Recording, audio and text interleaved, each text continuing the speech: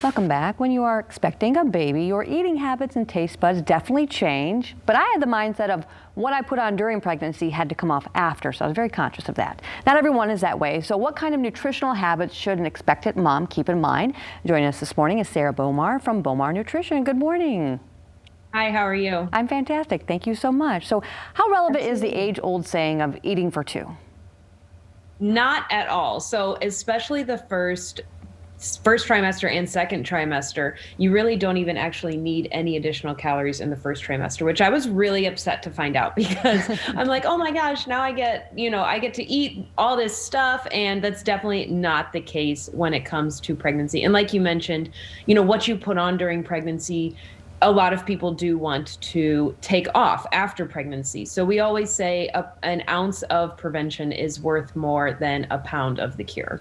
Absolutely. And I actually started back up at the gym again when I became pregnant. So what kind of exercise rules? It honestly just depends from person to person, but the general rule is if you can talk, then your perceived rate of exertion is perfect. If you can't talk, you are going too hard. When you are pregnant, your heart rate is elevated, so it's hard to gauge off of your heart rate, but as long as you can talk, that's kind of the rule of thumb. And as far as lifting weights or anything like that?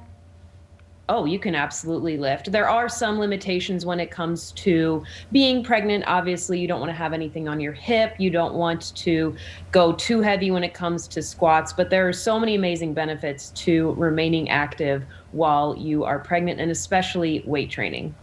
And a lot of times we focus on what we can't have other than what we can have when it comes to food and beverages. So what's the rule there? As far as like what you can't have, the general, you don't want to eat a lot of tuna, the no raw food, limit deli meat, that kind of thing. But a lot of supplementation is fine, especially for women who maybe can't eat meat while they're pregnant. They have a meat aversion, or they just need to fill that gap with their calories. Okay, we're gonna go back just a little bit to the workout thing just for a little bit. Are there actually workout programs out there that work best for someone who is expecting?